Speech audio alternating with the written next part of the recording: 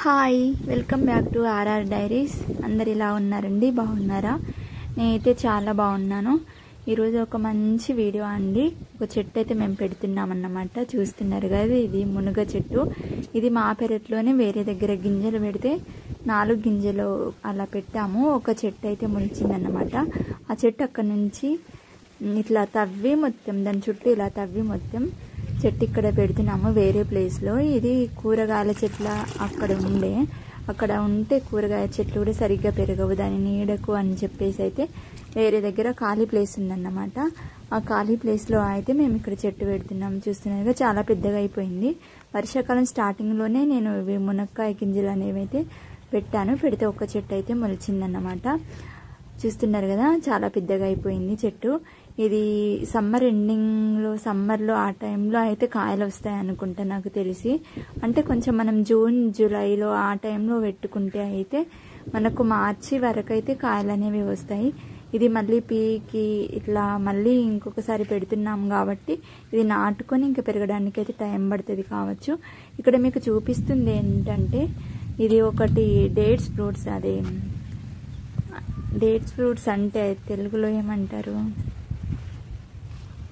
Date fruits అన్నమాట. అది ఒక గింజ మా ఇంటి దగ్గర పుడితే తీసుకొచ్చి ఇక్కడ పెట్టాను. ఆల్రెడీ చనిపోయిన తర్వాత మళ్ళీ మొలకొచ్చిందన్నమాట. కొంచెం అంటే ఇప్పుడిప్పుడే మళ్ళీ నాటుకుంటుంది. అదైతే ఇక్కడ ఈ డేట్ ఫ్రూట్స్ ఉన్న చెట్టు దగ్గరే ఒకటి సపోటా చెట్టు ఉండే, చాలా పెద్దది. మునగ చెట్టు ఇప్పుడు కనిపిస్తుంది కదా, దానికంటే పెద్ద చెట్టు ఉండే సపోటా. మేము పెరడు ట్రాక్టర్ పెట్టి దున్నిస్తాం కదా, దున్నినప్పుడు అయితే అది సపోటా చెట్టుని మొత్తం ఇట్లా ట్రాక్టర్ మొత్తం ఖరాబ్ చేసింది. అది మొత్తం పాడైపోయింది అన్నట్టు. చెట్టు మొత్తం విరిగిపోతే మళ్ళీ అది అక్కడ పెట్టాము. చాలా బాగా అనిపించింది. సపోటా చెట్టు నేనే వేరే దగ్గర నుండి తీసుకొచ్చి అక్కడ పెట్టాను. చూస్తున్నారు కదా, క్లైమేట్ ఈవినింగ్ టైంలో అండి. ఇదైతే చాలా బ్యూటిఫుల్గా ఉంది చూడండి. అలాగే వర్షం పడడానికి సిద్ధంగా ఉందన్నమాట. ఇదైతే చూడండి, మొత్తం మబ్బు వచ్చింది, మొత్తం మబ్బులే ఉన్నాయి. చుట్టూరు అంతా చీకటి కమ్మేసుకొని ఉందన్నమాట. వర్షం పడుతుందని చెప్పేసి చాలా ఫాస్ట్గా వచ్చి అయితే మేమైతే ఇక్కడ చెట్టు అయితే పెట్టడం జరిగింది. ఇది మీకు చూపిస్తుంది అయితే, ఇది మాది దానిమ్మ చెట్టు అండి, బత్తాయి చెట్టు అన్నమాట. చాలా చిన్న కాయలు ఉన్నాయన్నమాట. ఇది డిసెంబర్, జనవరి, ఫిబ్రవరి ఆ టైంలో చాలా పెద్దగా కాయలు వస్తాయి. చాలా టేస్టీగా కూడా ఉంటాయి. ఇక్కడ మీకు చూపిస్తుంది మొత్తం మా పెరడే అండి. ఇంతకుముందు కూడా మీకు ఆల్రెడీ నేను చూపించాను ఇది, కానీ మళ్ళీ చూపిస్తున్నాను చూడండి. గాలికి ఎలా అటు ఇటు ఇలా ఊగుతూ భలే అనిపిస్తుంది గ్రీనరీగా. ఇటు సైడ్ మీకు కొన్ని చెట్లు అయితే చూపిస్తాను. ఇటు సైడ్ అన్నీ కూడా ఇక్కడ జాలి వేసింది కదా, దీనికి అన్ని బీర చెట్లు అయితే పెట్టాము.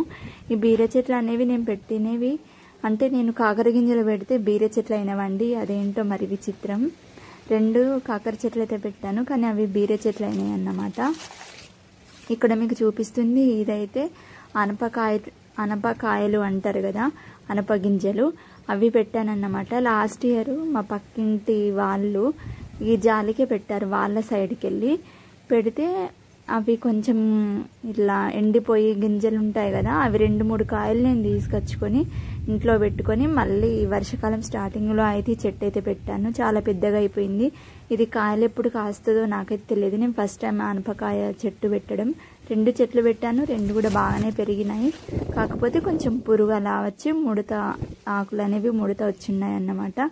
ఈ వీడియో అయితే ఇంతే అండి. Thanks for the watching. Bye.